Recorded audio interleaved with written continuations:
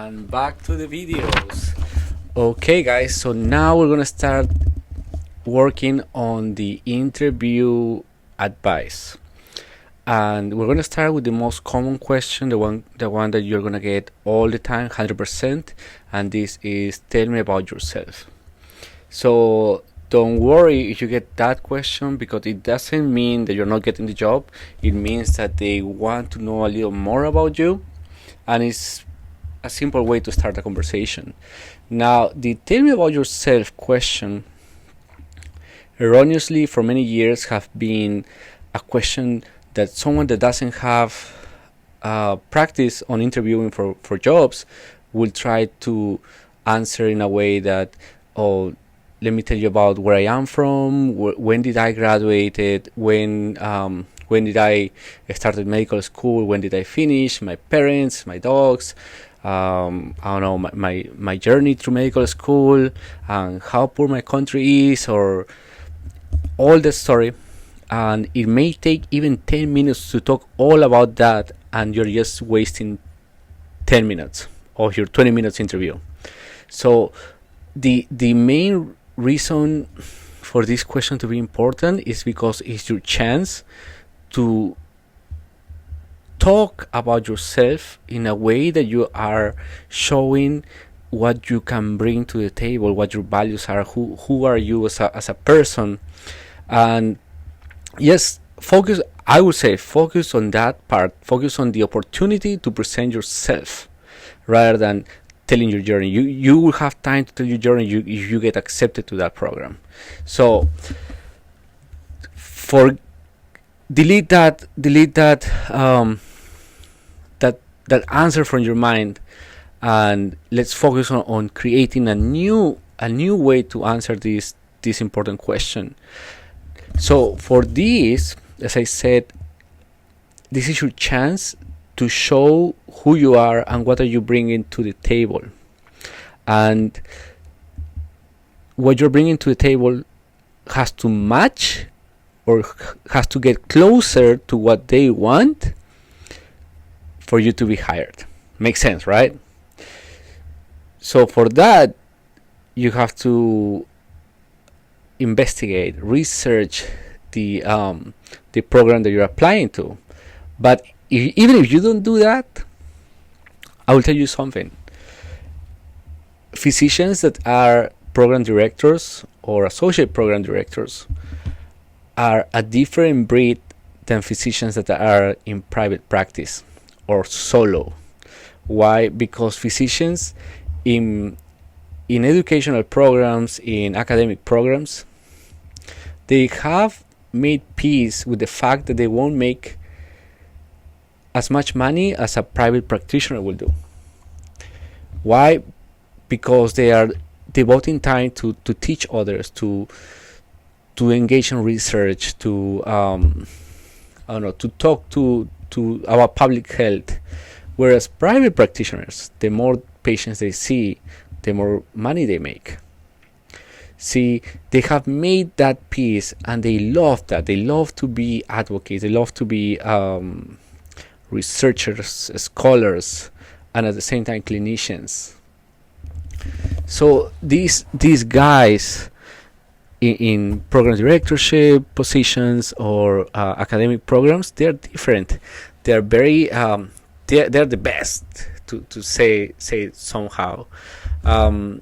So they will appreciate if you have some of the same interest. Now, I don't pretend this advice to be something that you use to lie about yourself, but at the same time, I want to improve your chances, right? So let's try to portray in this interview the best of you. I like to think that every person that has become a physician likes to investigate, likes to do some research. And research is not only making your own experiments, but reading guidelines, putting together guidelines and teaching others. A doctor likes to be a mentor of others. So you enjoy being with medical students, and maybe you didn't think that this will be something that you should talk about on the interview. It is. And you love being a clinician. You love to investigate patients' diseases and the best treatment possibilities. So those qualities, and this is the first key, those qualities are very value on a physician. To be a clinician, to be a researcher, and to be an educator. Those are even called the triple threat of medicine.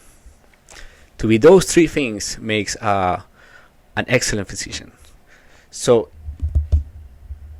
try to guide your answer to this question on what are they looking in the applicant that's going to take this position as a resident. That's okay. Key number two will be, you have to be the best version of yourself. And to be the best version of yourself, you have to know who you are. So when the question comes, you can easily say it in a way that is not seen as from memory. You understand? You basically have to practice a lot. Practice makes mastery.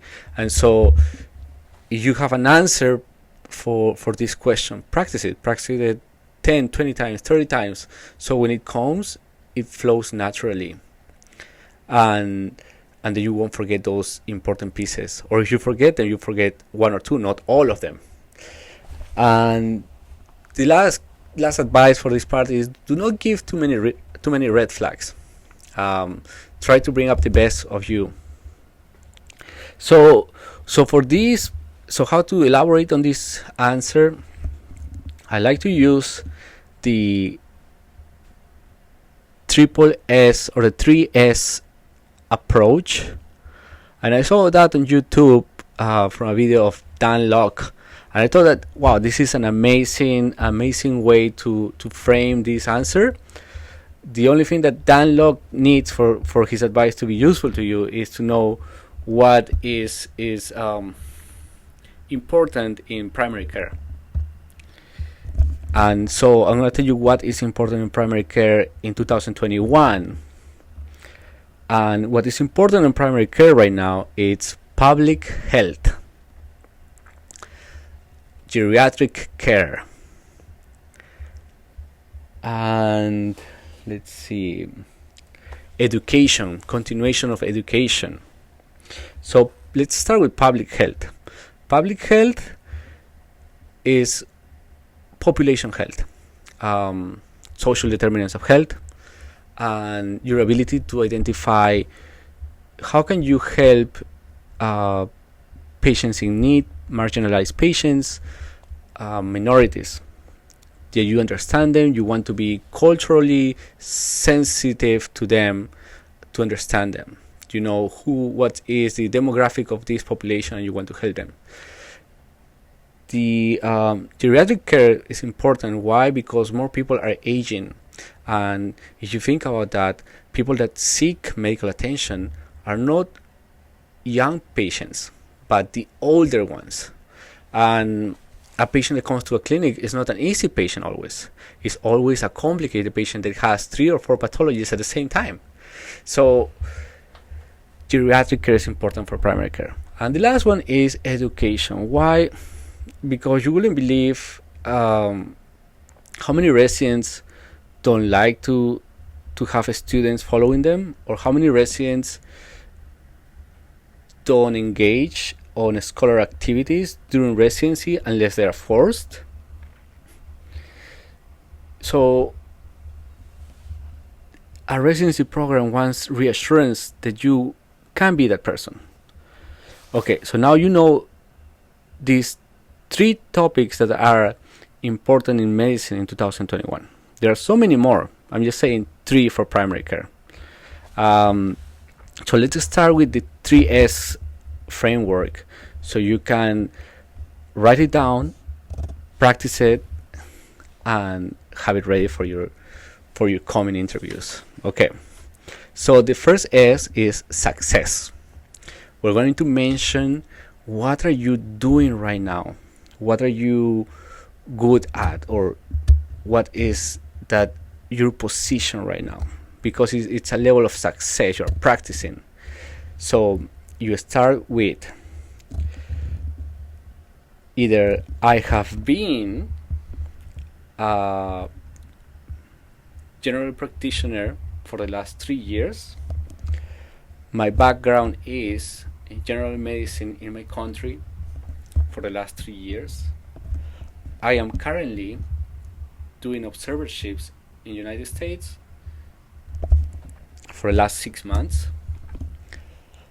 And this part is important because you want to say from the get-go that you are clinically active.